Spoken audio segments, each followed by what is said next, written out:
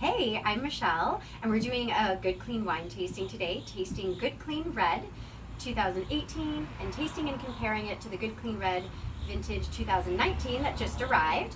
And it is a Toscano Rosso IGT from Maremma Grosseto, Italy, from Tuscany. And we have Darin here as a sommelier. Hello. And Emily Edgar, the makeup artist, and they are going to do a tasting, and they're going to let us know what they see, what they smell, and just what they think might be different about the vintages. And Darin, I'm going to step away, and because you're a sommelier, can you explain to us why a vintage might taste slightly different, or what that even means? It's the same blend. We're using the same blend. We want it to be as consistent from year to year, but what might make it slightly different? And that's what we're wanting to talk about and experience today. Okay, well, first and foremost, wine is a living organism. As it ages in the bottle, it does make changes. Now, those changes can be good or they can be bad, but basically the change that's being made is oxygen is getting into the wine and causing the wine to age a little bit more. So if you have an older vintage wine, it's probably going to have a tannic quality that starts to dissipate, and the fruit flavors are going to pop out a little bit more. With a younger wine, the wine's going to be pretty wrapped up in tannin, and some of the fruit flavors might be a little bit more hidden. If you are drinking young wine, coincidentally, the way to make it mature a little bit faster on the spot is to put it in a decanter or a carafe, and that allows a more forceful level of oxygen to get to the wine, and it will soften up. If not on day one, definitely by day two of the wine being open.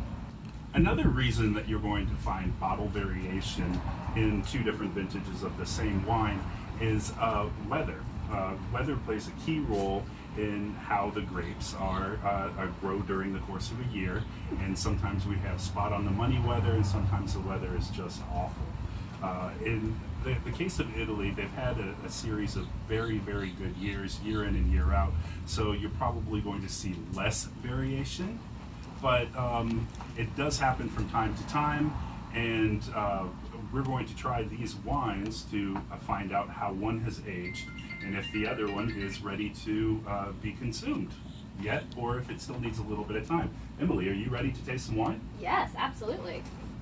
Great. We'll start with the first one. I always like to swirl and smell what it is that I'm tasting. Yeah, this wine has nice red fruit flavors to me. The cherry is really popping. It smells very spicy too. Spicy and like warm, but not overpowering. It is warm, and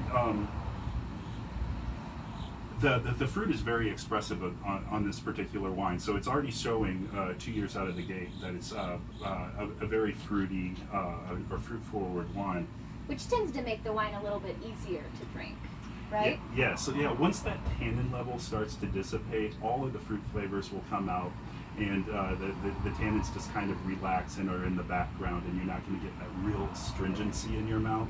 So on the nose, it's already showing that it's going to be a really fruity treat when we taste it. Yeah. But we'll see how it goes. Shall we taste it? Yeah, sure. Cheers. Cheers. Okay. So on the palate, I'm still getting that really red cherry fruit. I'm also Yes. getting raspberries, strawberries. There might be some tertiary characteristics coming to play, like a little bit of saddle leather. Something else that I'm finding unique from this, and I know that it's a blended wine, is I'm starting to get like a kind of a plummy quality to the wine that Yeah. reminds me of Merlot. And if I'm not mistaken, there's a little bit of Merlot in this bottle.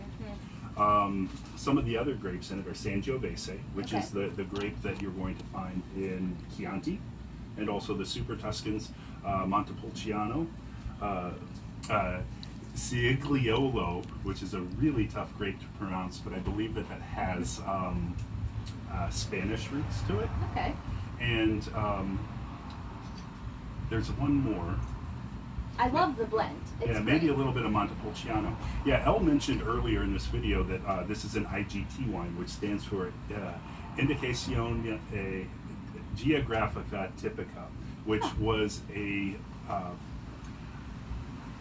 labeling of wine that was made around the late 1960s when Italy started to relax the rules where you wouldn't necessarily have to use grape varietals from Italy, and they were starting to introduce French grape varietals, which is probably why the Merlot is in it. Yeah. But 2 years out of the gate, this one is still showing very youthful.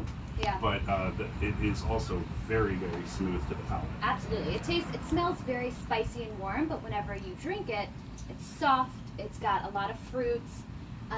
It doesn't have that heavy tannic quality that you had mentioned previously. Yep. So these wines, I believe, would come to life with grilled meats. It's still plenty warm for barbecue season right Definitely. now. So pork dishes come to mind, chicken dishes come to mind, but it also has enough background that I think it would stand up to a steak. Something else I really like are marinated grilled mushrooms this time of year. If you're a vegetarian, and things like that just come to life with old world Italian wines.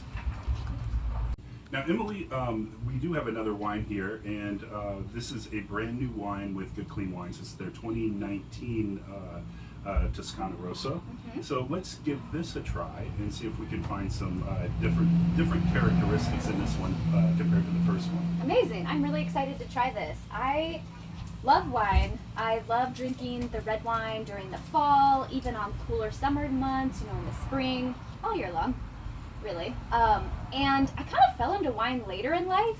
I had moved to Paris whenever I was 25 to do some studies in my career, and discovered that you could just go to the grocery store and buy wine for like €5, which was amazing. Sure. And even though it was very cheap and inexpensive, it was incredible because their standards are different there.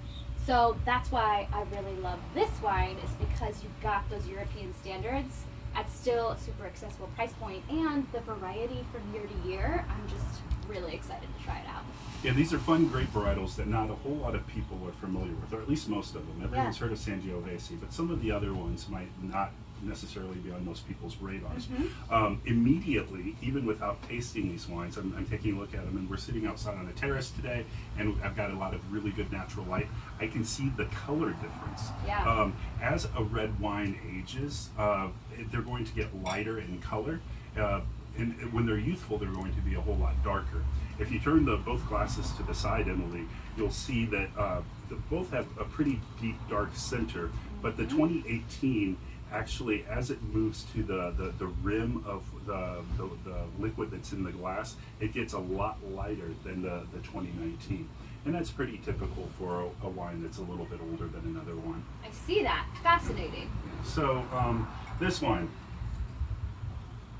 all of a sudden I can tell that it's a whole lot more youthful. Dare I say, I think I like it a little bit more because the fruit is a lot more expressive on this one. Yes, I'm noticing that the scent is a lot less spicy than the 2018. Yeah, so and probably it might be a little bit more subdued right now as the bottle, as the wine conditions in the bottle. But all of the fruits that are there are they appear that they're going to pop either as it sits in the glass or with a little bit of time. But once again, I'm getting that really good red fruit flavor that once again takes me back to dishes like coq au vin or chicken, cassoulet, which is this is the season to have dishes like that. But bigger and heartier meals that you usually have during harvest season. That's amazing. Now, I guess the million-dollar question is, do you have a favorite? Do you like one more than the other? Well, I just snuck a sip of the 2019, and it's pretty amazing. It's interesting, it doesn't smell as spicy and rich, but it tastes just a slightest bit more richer. Yep. A little bit more spicy. So once again, with bottle age or even a good decanting of these wines, that flavors are the olfactory sense are going to peak out a little bit more, and once they do, the aromas of the wine will match that much deeper and darker palate that this wine has. If I had to choose one over the other, I normally choose an older wine just because it's a little bit more accessible on the palate, but in this case, I think I like the 2019 that much more than the 2018. Yeah, it's hard to pick a favorite because they're both really great, and the differences truly are subtle for the average wine drinker, which would be me.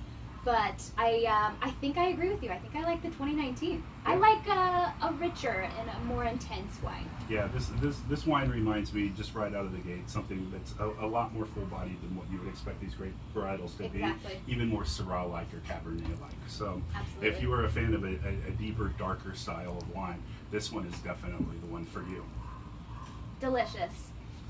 Cheers. Cheers. Cheers! I wish I had a glass. I know. I want some now.